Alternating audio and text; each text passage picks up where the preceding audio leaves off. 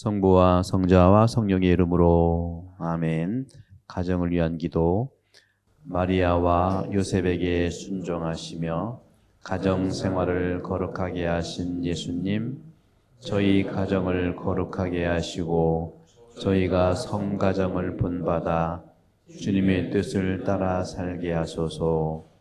가정 생활의 자랑이며 모범이신 성모 마리아와 성 요셉, 저희 집안을 위하여 빌어주소서. 모든 가족이 건강하고 행복하게 하시며 언제나 주님을 섬기고 이웃을 사랑하며 살다가 주님의 은총으로 영원한 천상 가정에 들게 하소서. 아멘. 성부와 성자와 성령의 이름으로 아멘. 네, 안녕하세요. 네. 오늘은 지금 시작 기도한 것처럼 가정도 할 겁니다. 오늘은 14과인데 여러분들 그 교리 일정표를 좀 보시면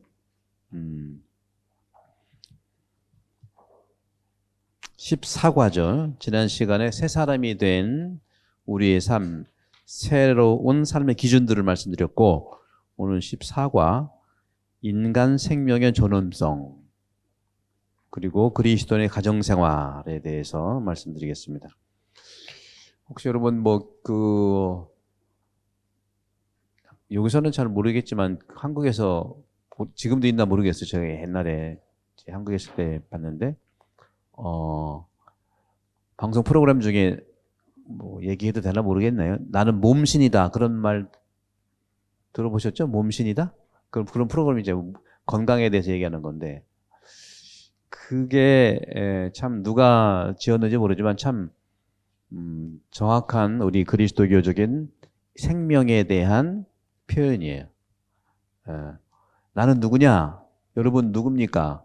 이름이라든가 직업을 얘기하는 게 아니라 나의 존재에 대한 물음이 있다면은 나는 몸이고 나는 영이다. 근데 처음 들어보죠? 이런 얘기. 예. 우리가 이제 이건 2000년 동안 물론 서양 철학을 토대로 해서 플라톤과 물론 그리스도교의 교부들, 그리고 중세 현대의 이제 요한 보리스 성인께서 말씀하신 몸신학까지 통틀어서 얘기를 한다면 나는 누구냐? 몸신이다, 이 말이 참 지금 보면서 야, 저거 알고 했나 아니면은 어떻게 했나? 근데 우리 한국 그 문화에 보면은요, 사람이 세상을 떠나면 누구 이름 쓰고 거기다가 무슨 위라고 해죠? 신위라고 한다고. 이건 미신이 아니고요, 사람에 대한 존중을 표하는 것면 동시에 인간의 근본적인 생명 뿌리를 얘기하는 거예요. 그리스도교도 마찬가지입니다. 나는 누구냐 하실 때 보세요, 여러분들. 살은 썩어서 사라지게 돼 있어요, 그죠? 그리고 마음도 사라지게 돼 있어요. 그리고 생각도 사라지게 돼 있죠. 남는 것은 영혼인데, 여기서 혼이라는 말인지 헷갈릴 수 있겠지만 영이에요, 영. 그리고 남는 것은 몸입니다. 몸은 썩지 않아요, 우리 신학 안에서. 성경에 보면 예수님도 부활한 다음에 쑥 지나가셨잖아요. 벽도 없는데 쑥 지나갔어요. 유령이 아니야. 유령은 말 그대로 영 자체야. 아무런 바디가 없는 거예요. 바디. 신이 없는, 그러니까 몸신자, 몸체자, 바디가 없는 거예요. 예수님은 어떤 몸이냐? 굳이 해석한다면 그분은 몸은 있는데 몸이 육으로 된 몸은 아니에요. 바로 영으로, 부활이라는 것이 영화된 거기 때문에 굳이 영어로 표현한다면 스피리추얼 바디. 우리는 지금 피지컬 바디를 가지고 있어요. 플래시 바디를 가지고 있어요. 이거는 이론이 아니고 실제로 우리가 성경도 그렇지만 교부들의 문헌들, 중세 때 현대의 요한 바로 2세 성인께서 거의 30년 전부터 몸 신학을 말씀해요. 몸이 소중한, 우리도 옛날에 지금도 그렇잖아요. 여러분 전화하면 몸은 성하냐 하고 물어보잖아. 살은 성하냐 이런 말 안 물어봐. 몸 성하냐, 그리고 홀몸이 아니야, 그리고 몸 조심해, 이런 말 하죠, 그죠? 그런 것처럼 이런 말들은 우리의 DNA가 수만 년을 내려온 것처럼 우리의 문화적인 인간 생명에 대한 표현들이 남아있는 걸 알아보는 거죠. 어떻게 남아있어요? 불교를 통해서, 유교를 통해서. 왜? 불교와 유교도 한국의 문화예요. 내가 불교는 안 믿지만 우리 한반도 안에 수천 년 동안 내려왔던 그런 문화란 말이죠. 그리고 샤머니즘도 마찬가지예요. 무속은 미신이 아니고요. 무속을 미신화할 때 그게 문제가 있는 거예요. 그런 점에서는 우리 그리스도교도 그런 차원에서 말씀드리고 싶은 겁니다. 그래서 나는 몸이다. 나는 영이다. 근본적으로 이제 우리가 여러분들 사도신경에 육신의 부활을 믿으며 하는 말을 하죠. 육신의 부활. 육신이 부활한다는 것은 영신이 된다는 얘기예요. 스피리추얼 바디가 된다는 거예요. 많은 신학자들은 이런 표현을 또 어떻게 표현하냐면 universal body라는 말, 우주적 몸이라는 말을 하는 거예요. 우주라는 말이 굉장히 추상적인 것 같지만 피지컬을 뛰어넘는 표현을 하기 때문에 그런 것이죠. 그래서 이 부분에 대해서 제가 지난 시드니 인문학 강좌에서 제가 1시간 한 10분 동안 강의를 했죠. 거기서는 목사님들이 주로 계시고 우리 호주 이제 우리 교우들도 멤버들이 계시더라고요. 인문학회라고 있는데 거기에 이제 멤버들인데 한글사랑 도서관에 가서 강의를 하고 왔는데 그걸 제가 이제 우리 회장님이 가셔서 이제 태블릿 PC로 이제 녹화한 거를 제가 올렸는데 이렇게 우리가 마이크 없으니까 소리가 좀 작아요. 이해를 해주시고 어저께 밤새 올렸어요. 거기에도 자세히 얘기를 했습니다. 근데 오늘은 그걸 토대로 해서 중요한 가치들을 말씀드릴게요. 이게 굉장히 중요한 거예요. 왜냐하면 내가 나를 알아야 나를 안전하게 보호할 수 있고 그런 겁니다. 그래서 그리스도교에서 생명은 뭐냐? 아까 말씀드렸죠. 나는 몸이고 영이다. 몸은 썩는 것도 아니고요. 영은 내가 가지고 있는 존재예요. 그렇다고 불교에서는 불성을 얘기하죠. 근데 우리 그리스도교에서는 영성을 얘기해요. 영성. 하느님이 진흙으로 상징적인 인간을 만들고 거기다가 숨을 불어넣었다는 것은 바로 숨은 하느님의 영이에요. 영. 푸네오마. 그래서 우리 안에 들어가 있어요. 그러니까 세례를 받아서 처음 들어오는 게 아니고 이미 있는 숨을 세례를 통해서 그것이 성령이구나 하는 것을 컨펌하는 거예요. 그리고 그렇잖아요. 우리가 보물을 가지고 있는데 주머니 보니까 다이아몬드 그거 모르고 막 살다가 어떤 예식을 통해서 보니까 이게 검증해 보니까 다이아몬드야. 그래서 축복을 통해서 성령이 되는 거예요. 그냥 영으로 있다가 축복을 통해서 성령이 되는 거예요. 그러니까 여러분들 영을 가지고 있다가 세례 받을 때 나는 성부와 성자와 성령 이름으로 당신을 세례를 줍니다 할 때 여러분이 있는 혼이라든가 이런 정신의 뿌리라고 할 수 있는 우리는 영어로 얘기를 안 하죠. 우리 그리스도교에서는 이제 그걸 이제 성령이 그때 드러난다는 것을 말씀을 드리는 거예요. 어쨌거나 그리스도교에서 모든 생명은요 하느님으로부터 왔다. 이것이 가장 중요해요. 꼭 기억을 하시기 바랍니다. 모든 생명은 어디로부터 왔다고요? 하느님으로부터 온 거예요. 근데 이 호주 이 사회가요, 이게 문제가 심각한 건 뭐냐면 생명에 대해서는 완전히 죽음의 문화예요. The culture of the death.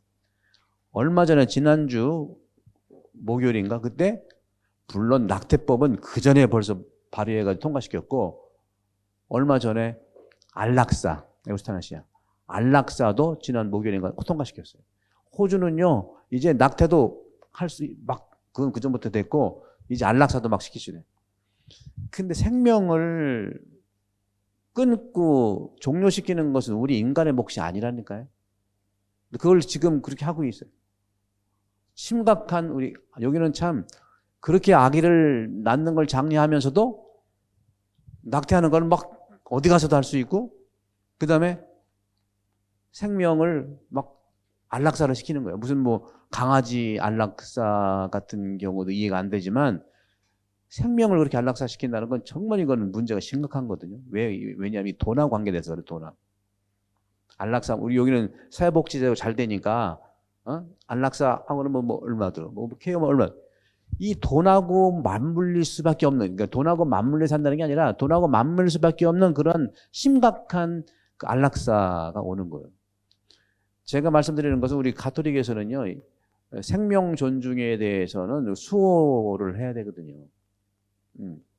이런 점에서도 참 우리가 할 말이 참 많은데 여기서는 시간 관계가 있기 때문에 그런 점에서는 또 반대로 생명을 유지, 존중하는 건 중요하지만 생명 존중 유지가 아니라 이미 돌아가실 분인데 거기다 또 계속 그 영양분을 넣어가지고 유지하는 것도 문제. 이거는 생명 유지가 아니라 이건 죽음의 유지를 얘기해. 죽음의 연장을 얘기해.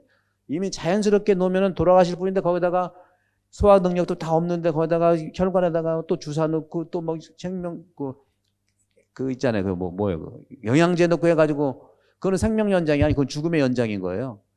그 우리 김수환 추경님이나 많은 분들이 연명치료 하지 마세요. 그래서 그런 게 그런 거예요. 그건 안락사 아니에요. 그거는 안락사는 고통스러우니까 뭐 그런 부분에서 이제 또 합의한다고 하지만 그 경계가 굉장히 미묘하지만 굉장히 확실합니다.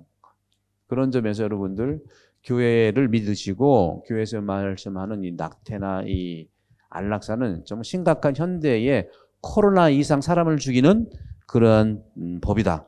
그래서 호주는 환경은 좋은데 이 생명에 대해서는 완전 후진국입니다. 그걸 아셔야 돼요. 그래서 엊그저께도 우리 안토니오 대주교님께서도 막 안토니오 대주교님께서는요, 피셔 대주교님은요, 전 세계적인 생명윤리학자예요. 전 세계적인 생명윤리학자예요. 그 도미니칸 수도자면서 엄청난, 그래서 우리가 6월 달에 6월 19일인가 2019년도에 했던 성체고동 그 성체 모시고 그리스도 성을 대축일 중심으로 해서 또 프로세싱이라고 하죠. 성체고동에서 많이 교우들이 와서 기도도 함께 할 겁니다. 샌메리 대성당을 중심으로 해서 쭉 순례하는 거 있었죠? 여러분 기억나시죠? 그런 걸 할 거예요. 어쨌거나 생명은 존엄한 거예요. 왜? 하느님으로부터 왔기 때문에. 그리고 생명은 왜 존엄하냐? 하느님이 당신 모습을 닮도록 만들었기 때문에 중요한 거예요. 그러니까 인간은 성경도 그렇지만 하느님의 모습으로 태어났다고 그랬죠. 그죠? 아담을 그렇게 만들었잖아요. 하느님 모습을 닮도록 만들었는데 하느님의 모습이 존엄성 있는 거고 닮는 것은 우리의 몫인 거예요. 내가 계속 닮도록 해야 돼. 여기서 이제 문제가 되는 거예요. 요즘은 제가 말씀드리지만 요즘에 사이코패스, 소시오패스, 한국 같은 경우 100명 중에 4명이 소시오패스예요. 심각한 거예요. 1000명 모였다? 네? 거기 40명이 소시오패스예요. 소시오패스가 뭔지 아시죠? 요새 전문가들은요, 사이코패스와 소시오패스 거의 동의어로 봐요. 크게 구분 안 돼요. 그럼 사이코패스와 소시오패스의 핵심적인 그 어떤 그 특색이 뭐냐? 사이코패스와 소시오패스는 사람을 이용하는 사람이에요. 사람을 존엄하게 안 보고 사람을 물건처럼 사용하는 사람이 사이코패스고 소시오패스예요. 아주 교묘하게, 그리고 아주 친절하게. 여러분 악마가 뿔 달고 오면은 다 도망가지만 악마는 요새는 뿔 달고 오지 않아요. 뿔이 비싸. 상으로 돼가지고. 아주 나한테 필요한 걸 막 교묘하게 만들어서 와요. 우리 한국이 100명 중에 4명인데 외국은 더 많아요, 여러분들. 외국은 더 많아요. 여러분, 한국을 자랑하는 게 아니라 한국은요, 총 가지고 사람 죽이는 일은 극히 없어요. 미국 보세요. 그게 다 그런 거예요. 그리고 사람이 잘못했으면 죄책감이 있어야 되는 죄책감이 없어요. 첫 번째로 그래서 아까 말씀드린 사이코패스, 소시오패스의 특징은 뭐라고 그랬죠? 사람을 이용한다. 부모도 자기 자녀를 이용할 수가 있어요. 100명 중에 4명이. 여러분 드라마가 아니라 뉴스에 가끔 보면은 자기 그 부모가 자기 자녀한테 보험금 타내려고 서서히 막 이러는 거 있잖아. 학대하고 막 모르게 약 타고 막 이러는 드물죠. 응? 그런 부분들이 정말 심각해요. 내가 그런 부분들 그런 중요한 거는 왜 생기냐가 중요하죠. 그걸 말씀드리려고요. 뭐 그런 거 있다고 얘기해야 지금 이제 그 치료가 안 되니까 왜 생기냐? 이거는 심리학자들이 발견한 것이 아니고 저도 그 전에 말씀을 드렸는데 참 재미난 게 너무 슬픈 일인데요. 여러분 루마니아 차우슈세크 아세요? 루마니아 정권이 망해가지고 이제 공산화가 이제 되는데 차우슈세크가 실각해가지고 그러니까 그때 혼란기에 있을 때 하도 사람이 죽어가지고 우리도 한국 전쟁 때 하도 그 어른들이 죽어가지고 고아원들이 막 엄청 많았잖아요. 베트남도 마찬가지요. 제가 베트남 가보면은 젊은이들이 엄청 많아요. 어른들은 다 전쟁으로 세상을 떠났고 우리나라도 마찬가지. 루마니아 그런 일이 있어가지고 고아들이 엄청 많았었어요. 근데 차우슈세쿠 정권이 그러니까 그 지탱을 해야 되니까 무수히 많이 생긴 영아들. 그 고아원을 해가지고 다 맡겼어요. 타가소같이 맡겼어요. 그리고 선생들이 워낙 부족하니까 타가 교사 너무 부족하니까 지시를 내렸어요. 영아들을 안아주지 마라. 안아주는 시간에 딴 거 해라. 이렇게라고. 한 번도 안아준 일이 없어요. 그래가지고 그 일이 일어난 다음에 영아들이 일단은 3살, 5살이 됐잖아. 그러니까 능력원들이 다 그 입양을 보내는 거야. 어디로 다 미국으로 이런 데로. 그런데 그 아이들이 그러니까 3살, 5살까지는 전혀 안김이 없이 안아주지 않고 성장해서 5살, 6살 입양의 시기가 돼서 전부 미국인 애들을 입양을 했는데 그러고서 15년, 10년, 20년 후에 추적 조사를 우연히 하게 돼. 해보니까 이 아들이 거의 다 사이코패스가 돼가지고 말할 수 없는 살인, 말할 수 없는 총기 이런 것들이 일어난 거예요. 이거는 심리학자가 발견하려고 발견한 게 아니라 그런 것들, 그러니까 저는 이런 것들은 이제 하느님께서 그런 그 인간의 그 정말 생명에 대한 무지함을 드러내서 정신을 차리게 한 거다.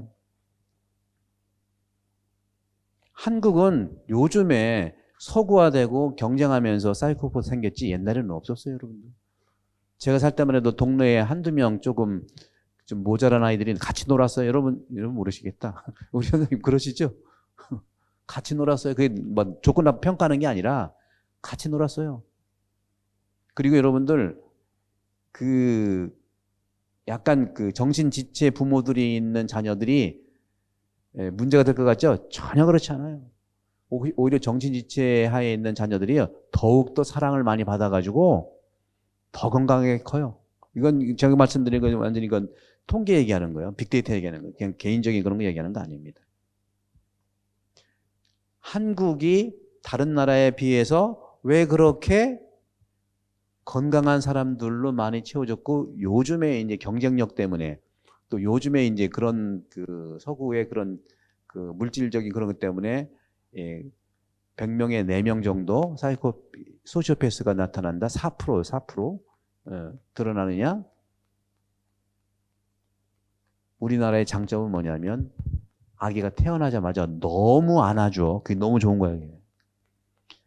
외국 사람들이 한국에 와서 보니까 어린아이가 자기 발로 땅에 디딜 틈이 없어. 맨날 업고 안고 물고 빨고 해가지고.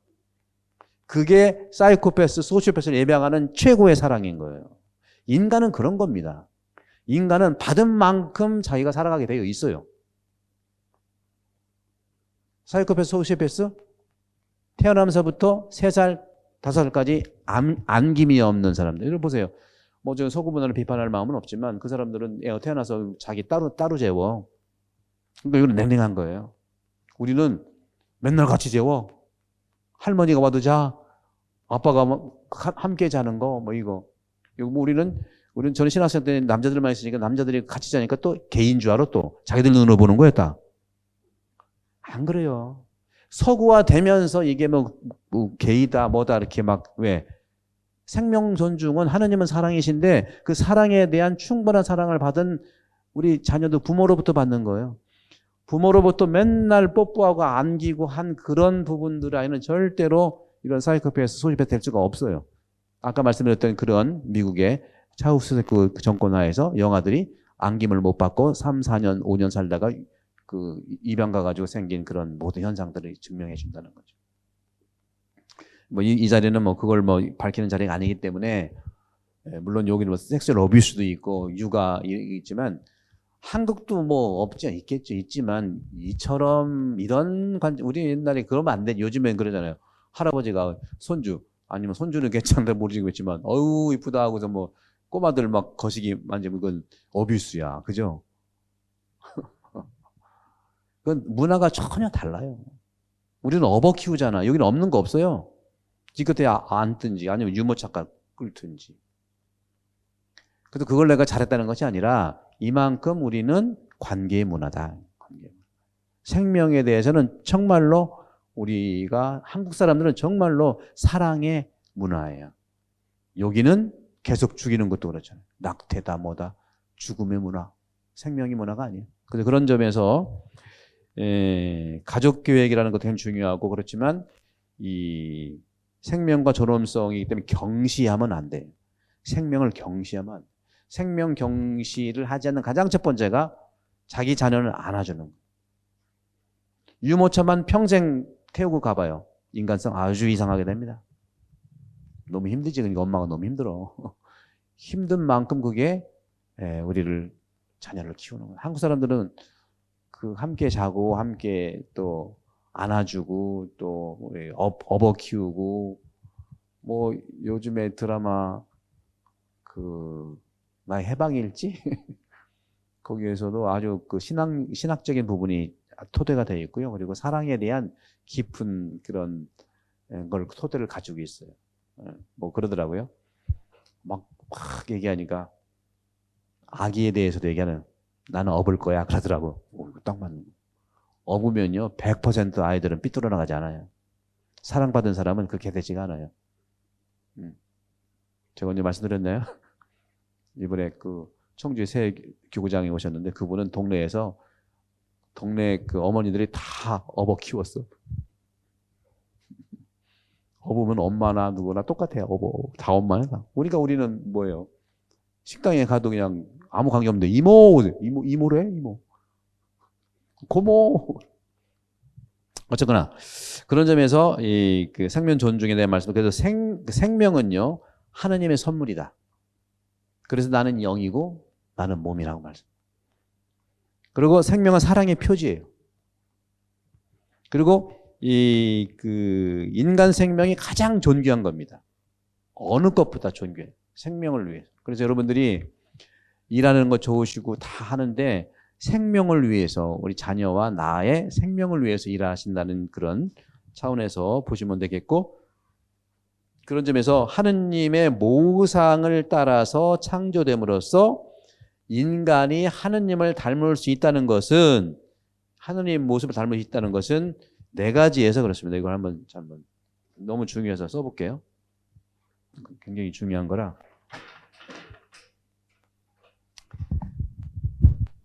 그러니까 인간은 생명이죠. 생명. 인간 생명이죠. 인간은 생명은 하느님의 모상. 그래서 모상은 이제 그 이미지 오브 갓이라는 이미지 오브 갓인데 이거를 닮는 거, 닮았다는 거죠. 이거는 선물이고요. 이거는 숙제야. 내가 할 숙제. 계속 닮도록 내가 해야 되잖아요. 그게 뭐예요? 안아주고 업어주고 사랑 주고 우유 주고 또 모유 수유하고 뭐 이런 거예요. 막 모유는 좋고 분유는 나쁘다 이런 게 아니라 하여간 사랑은 접촉하는 사랑이에요. 그래서 이 닮음이라는 걸 제가 닮음 뭐가 닮았냐 하면은 몸이 닮은 게 아니에요. 몸은 하느님은 몸이 없어요. 하느님은 순수한 영 자체야. 뭘 닮았냐? 진, 선, 미, 그 다음에 거룩함.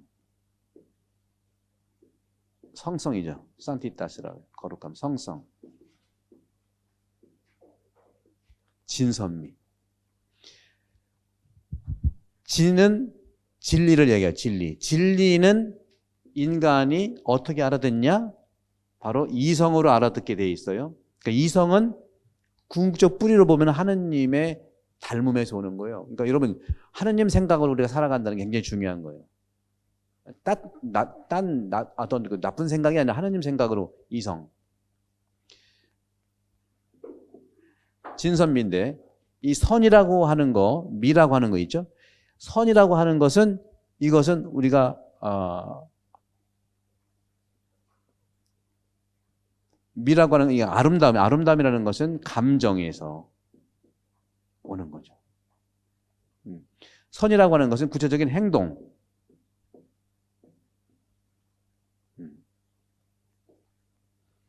그래서 이 진 행동인데 여기서는 이제 그 자유와 관계가 있어. 자유. 선택. 이것이 바로 하느님으로부터 온 닮음을 얘기하는 겁니다. 숙제라고 하는 것은 바로 하느님 모습 닮도록 지금까지 말씀드렸던 우리 그리스도교의 시작부터 서서히, 지금 여러분들 굉장히 어려울 거예요. 왜냐하면 처음 들어보는 소리이기도 하겠지만 이런 가치들을 사실은 초등학교, 중학교, 대학교에서 이런 걸 좀 우리가 학습이 돼야 돼요. 근데 우리 때만 해도 윤리 도덕이 있긴 있는데 요즘은 철학도 좀 배워야 돼. 철학도 배우고 신학까지는 아니라고요. 신학은 뭐 여러분 선택이니까 저는 신학도 해야 된다고 생각하지만 이것이 그런 점에서는 가정도 그렇고요. 이걸 배워야 우리가 대처해 나갈 수가 있다는 말씀을 드리고 싶은 거예요. 그래서 이 하느님은 이 진선미와 거룩함의 원천이기 때문에 우리는 이거를 본받을 수 있는 능력이 있다는 거예요. 능력이 있어요. 당연히. 그래서 말씀드린 대로 인간은 자신의 이성으로서 진리를 추구하는 겁니다. 이성은 진리 추구에 있는 거예요. 조금 다른 나쁘게 생각하고 뭐 사람을 이용하려고 하는 게 아니라 사이코패스를 이용하려는 게 아니라 진리를 추구하는 이성이 있는 거고, 그러니까 이 아름다움, 선이라고 하는 것은 자유, 다시 말하면 자유의지로서 도덕적인 선을 행동으로 옮기는 거 아니겠어요? 그죠? 자유의지로 선을 추구하는 거잖아요. 억지로 막 압박해서 하는 게 아니죠. 선의 추구는요, 선이라는 것은 내 자유로 도덕적인 선을 정말 체험하는, 살아가는, 추구하는 걸 말해요. 그러니까 진선은 이성과 자유. 다시 말하면 이성은 생각에서 오는 거고요. 이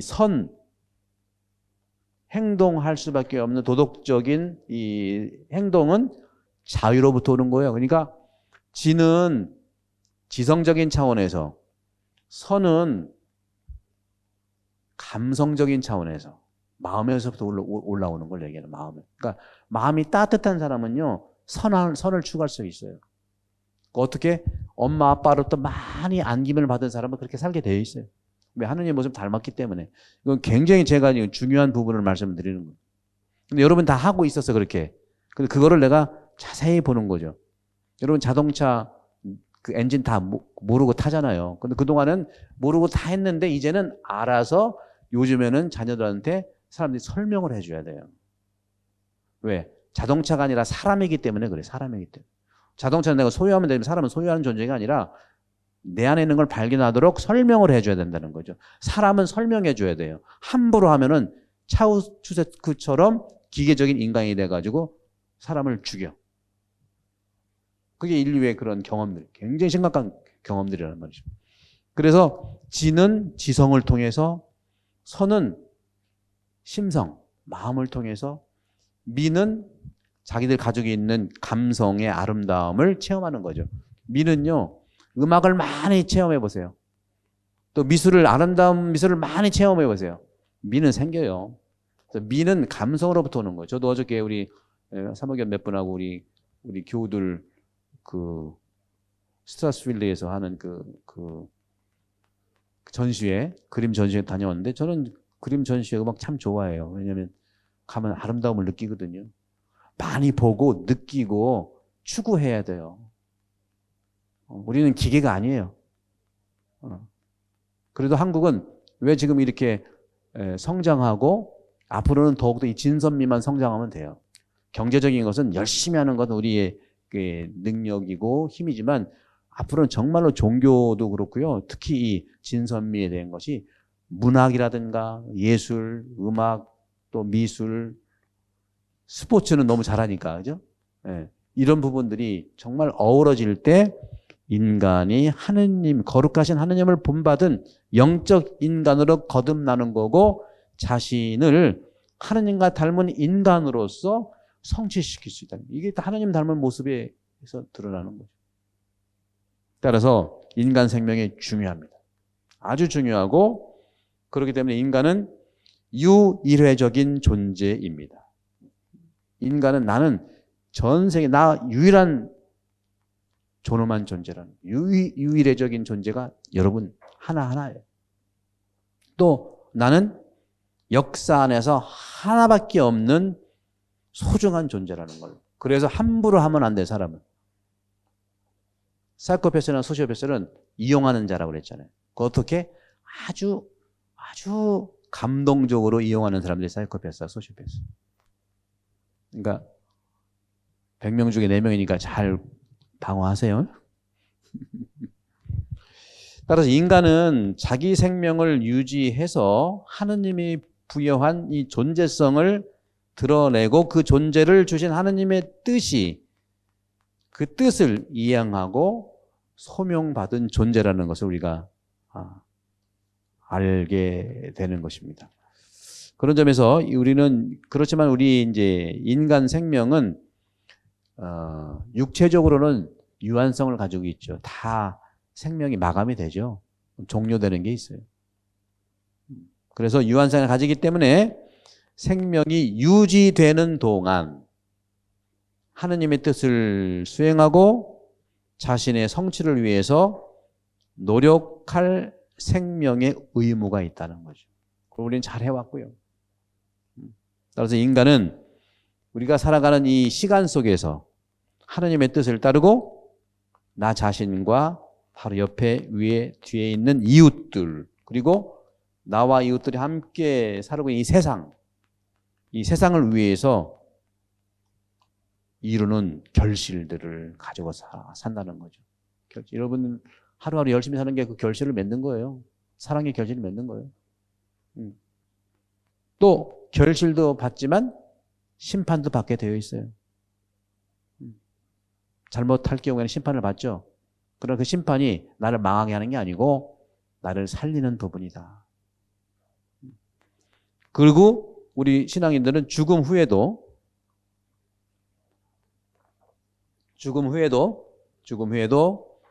예수 그리스도의 부활에 참여해서 영원히 존재하는 영원한 생명이라는 존엄한 생명을 우리가 이제 이 지상에서도 관리하고 우리의 신앙은 이 지상이 마감된 다음에 영원히 사는 그러한 또 존재로서 살아가는 것을 이제 받아들이는 것이죠.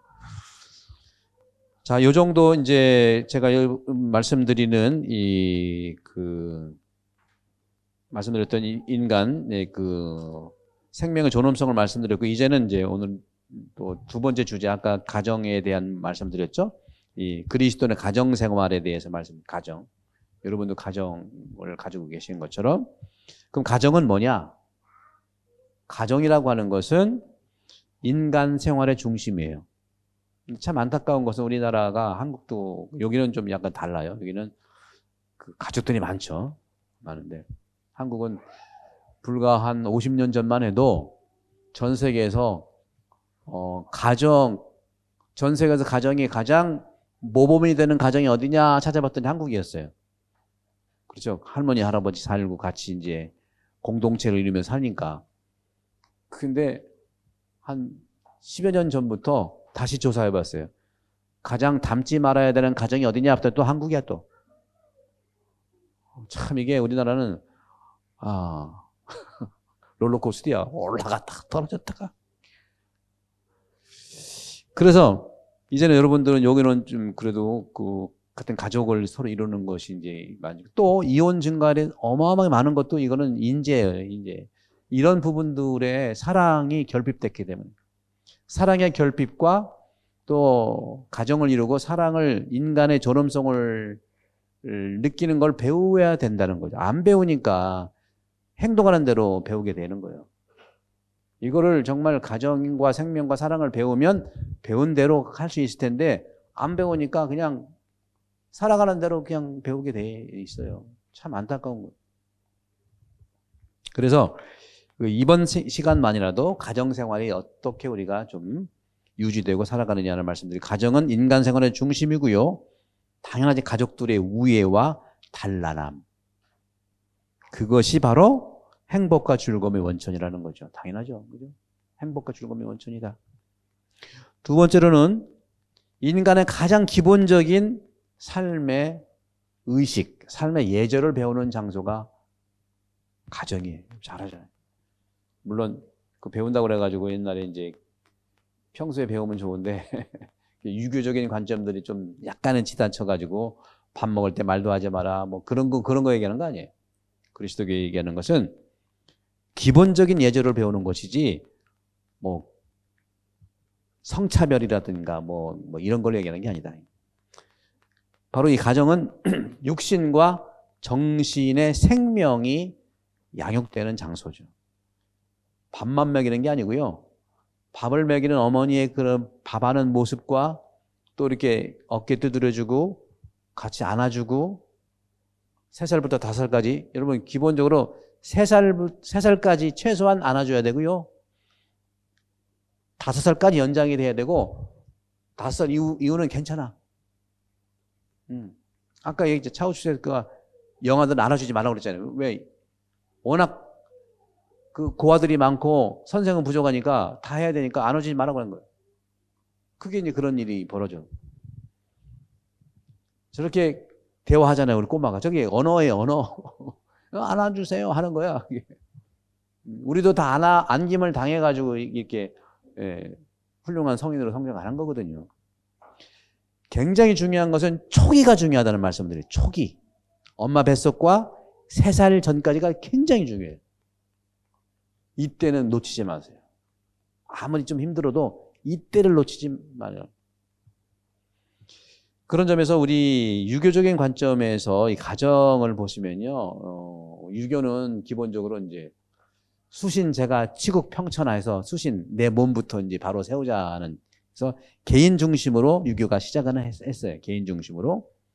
근데 그걸 개인 중심으로 시작을 하지만 또 가족 관계로 범위가 넓고, 가족 관계가 이제는 가문으로 넓어지고, 그 가문이 또 사회가 형성되는 거예요. 우리나라도 무슨 어떤 집성촌이라는 게 다 그런 거예요. 집성촌. 근데 제가 로마에 있을 때는 로마에서 그 부모끼리는 서로 같이 살아도 서구에서 집성촌이라는 말은 못 들어봤어요. 그리고 제가 깜짝 놀란 것이 이제 거기 중세 때 12세기, 13세기 그때에 몽골 그 사람들이 서유럽도 강타했거든요. 이태리까지 왔었어요. 이태리 북부까지 몽골 사람들이 왔었다고. 그래서 거기서 정착한 사람이 있어, 몽골 사람들이. 제가 다 만났거든요. 제가 어떻게 알겠어요? 그건 제가 직접 만난 건데. 같이 이제, 그렇지만 지금 수백 년, 800~900년 지났잖아요. 그러니까 이태리 사람이지.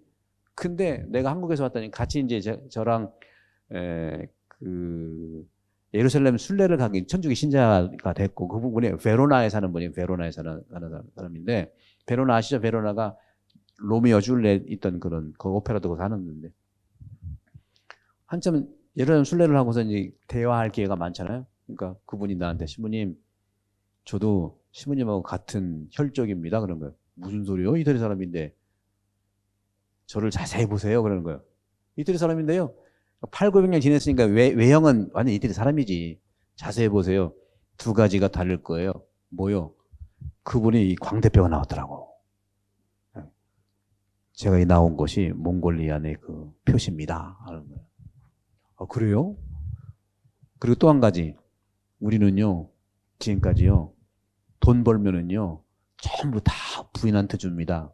통장이 하나래? 요즘 우리 한국은 2개거든요?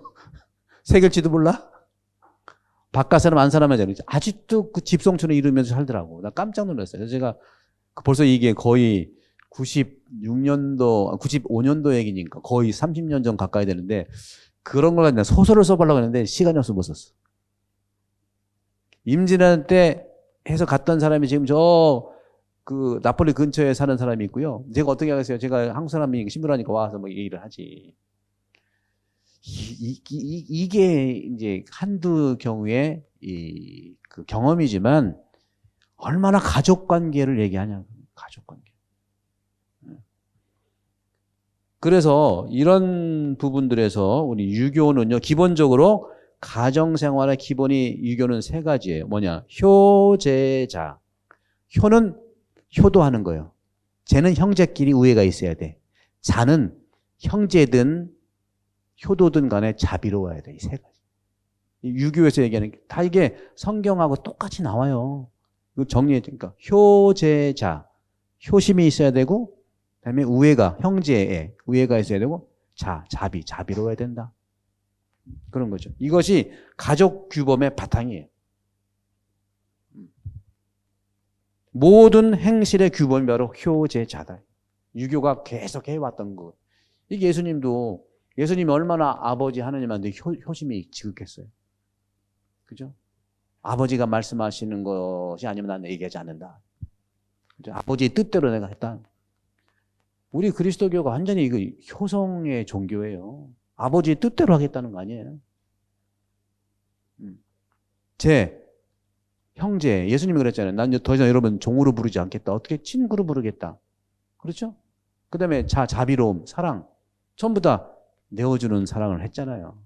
근데 요즘에는 어떻게 된 게, 막 따지고 뭐하고, 유교가 나쁘다는 게 아니라 유교가 꼰대처럼 막 지적하니까 그렇지만 가장 원시적인 그 원리들을 보면 성경과 안 만나는 게 없어요. 그래서 한국이 불교도 어쩌거나 잘 되고 유교도 잘 되고 그리스도교도 잘 돼야 되는데 이제 잘 될 거예요.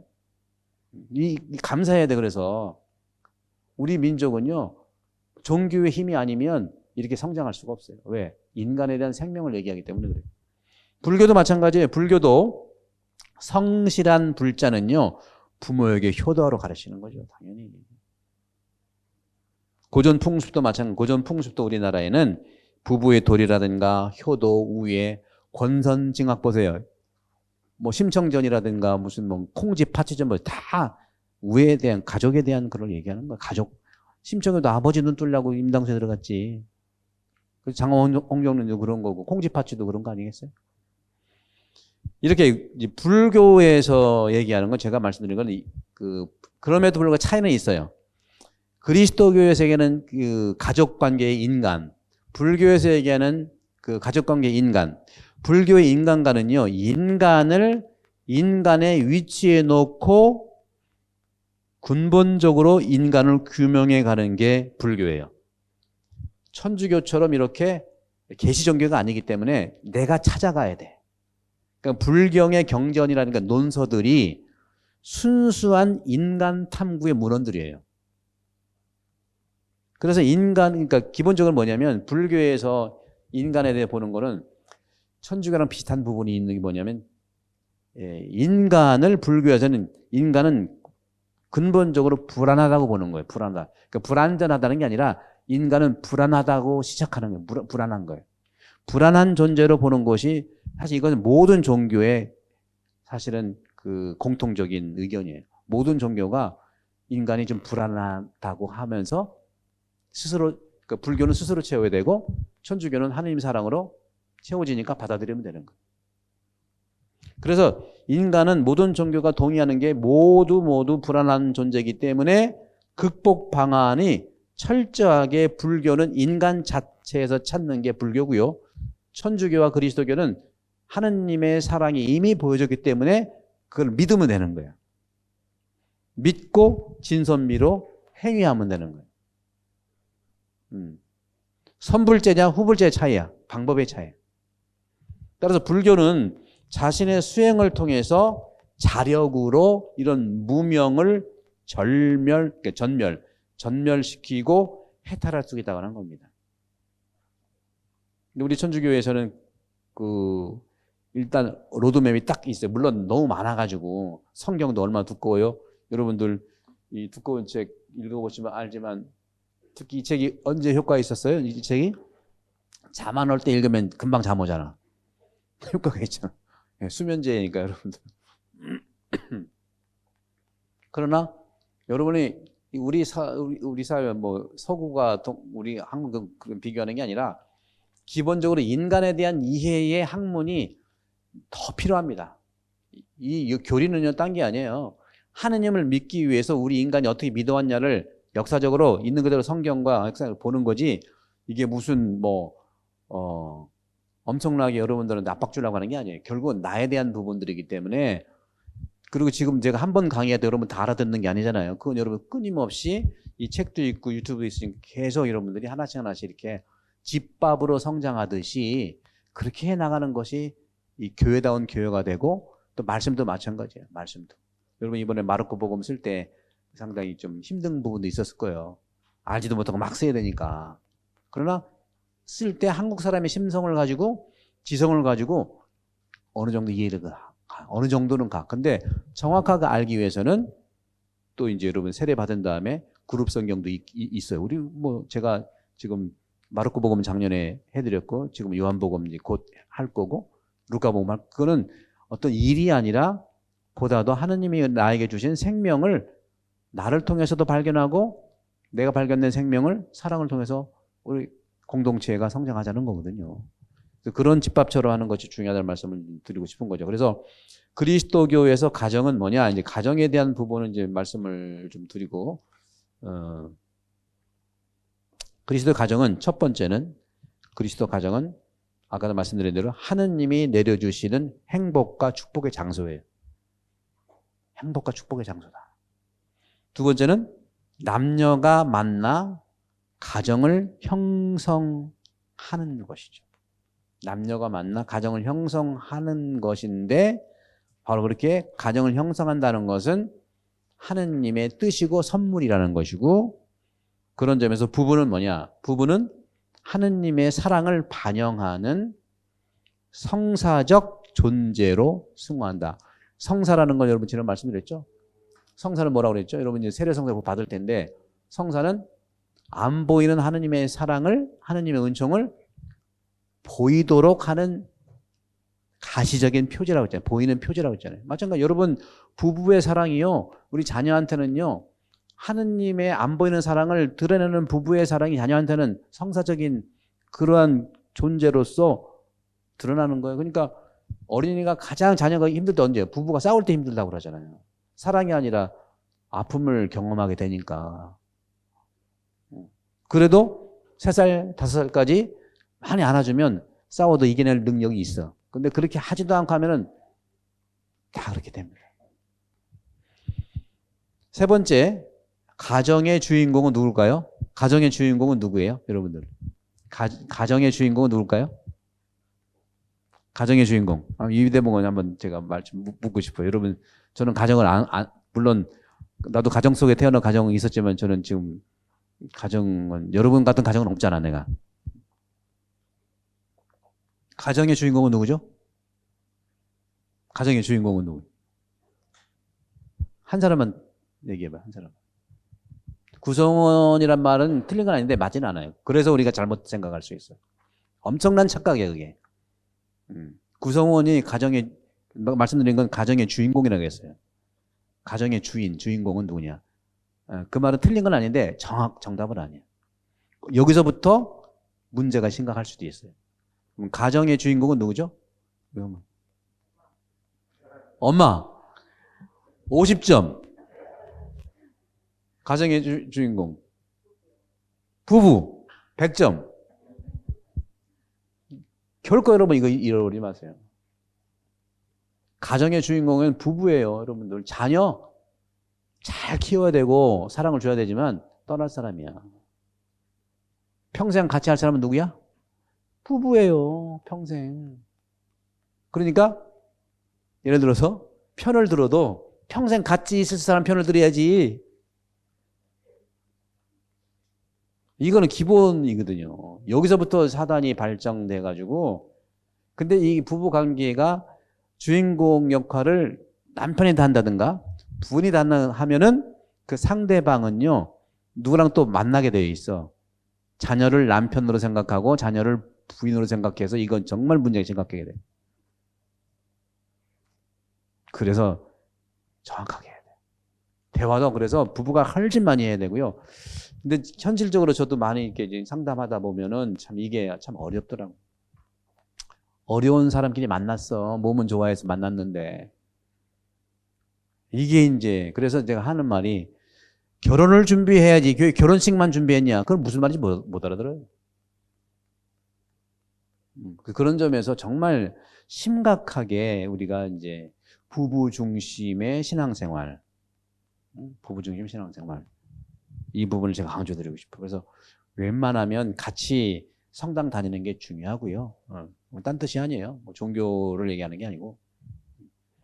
따라서 이 남편과 아내로서의 역할과 도리를 성실히 수행하는 것이 부부가 주인공이기 때문에 그렇고, 서로 존경하고 사랑하는 것이야말로 서로 일치를 이루는 것이라는 거죠. 그래서 가정을 축복과 은혜의 장소로 만들 주인공이 바로 부부예요.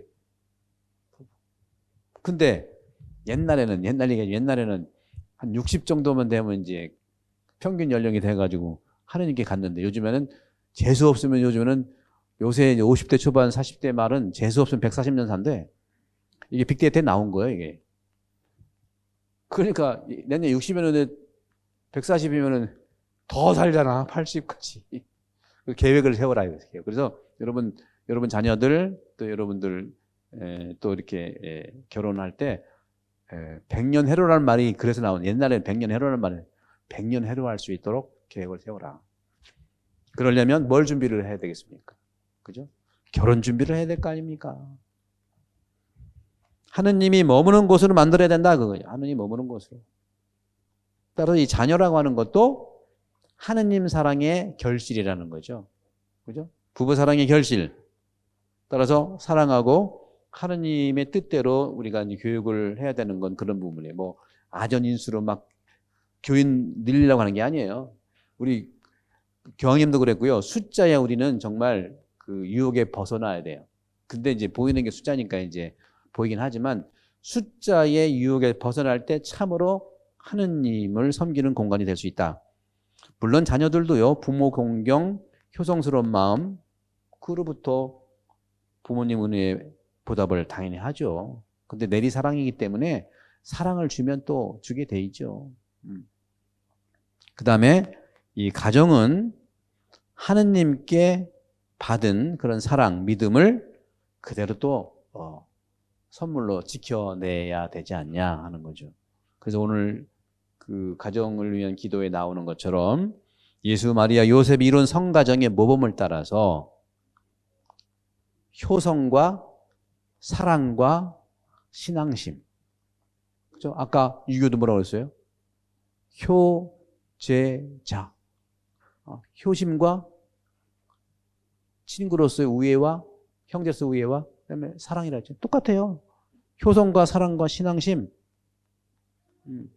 그러한 효성이 있고 사랑이 있고 신앙심이 있는 가정이 될 때, 가정은 그냥 패밀리로 멈추는 것이 아니라 스몰 처치가 되는 거예요. 작은 교회가 되는. 가정은 작은 교회예요. 작은 교회이기 때문에 부부가 사제 역할을 하는 거예요. 부부가 사제 역할. 그럴 때 작은 교회가 또 되고, 그 다음에 그 작은 교회가 교회가 되고, 그 교회가 사회가 되는 거예요. 옛날에 저와 같은 그런 그 지금 신부님들이 50대, 60대 정도 되신 분들은 거의 100% 어떻게 신부됐냐면 가정교회이기 때문에 신부됐어요. 저도 기억이 아침에 일어나면 같이 기도하고 잠자기 전에 같이 기도하고, 그 기억이 지금 생생해요. 그게 굉장히 중요해요. 그래서 그런 그 봉사하는 일꾼의 양성소가 바로 가정이고 작은 교회가 되고, 그것이 교회가 되고 사회가 된다. 그러면서 이러한 가정교회, 건강한 가정교회의 식구들이 이제는 교회에서도 그렇고 사회에서도 그렇고 그 넘치는 사랑을 결손 가정의 자녀까지 가야 되는 거죠. 그럴 때 결손 가정 자녀들, 소년 소녀 가장들, 독거노인들 이들에게도 관심과 사랑을 주는 가정이 될 때 가정의 사회적 역할은 확대되는 것이고 그것이 가정의 근본적인 사랑의 결실이라고 하는 거예요. 우리끼리만 가지고서는 당연히 우리가 서로 사랑하면 넘치게 되어 있어요. 한국 분들은 당연히 그런 걸 가지고 있단 말이죠. 그래서 가정은 하느님이 인간에게 주시고자 마련한 생명과 행복과 축복의 장소다. 생명, 행복, 축복 이 세 가지. 생명, 행복, 축복. 이 장소임을 우리가 감사드리면서 하느님을 뜻을 따라서 우리가 실천하는 것이 바로 가정생활이다. 가정생활은 하느님의 뜻을 실천하고 그 사명을 수행하는 곳으로 우리가 살아가야 된다 하는 말씀을 좀 드리고 싶어요. 그래서 이 정도로 말씀을 드리고요. 마침 기도로 가정을 위한 기도 다시 한번 하고 마치도록 하겠습니다. 그리고 잠깐 공지사항을 좀 드릴게요. 성부와 성자와 성령의 이름으로 아멘. 같이 합시다. 마리아와 요셉에게 순종하시며 가정 생활을 거룩하게 하신 예수님, 저희 가정을 거룩하게 하시고 저희가 성가정을 본받아 주님의 뜻을 따라 살게 하소서. 가정 생활의 자랑이며 모범이신 성모 마리아와 성 요셉, 저희를 위하여 빌어주시어 모든 가족이 건강하고 행복하게 하시며 언제나 주님을 섬기고 이웃을 사랑하며 살다가 주님의 은총으로 영원한 천상 가정에 들게 하소서. 아멘. 성부와 성자와 성령의 이름으로 아멘. 수고하셨습니다. 감사합니다.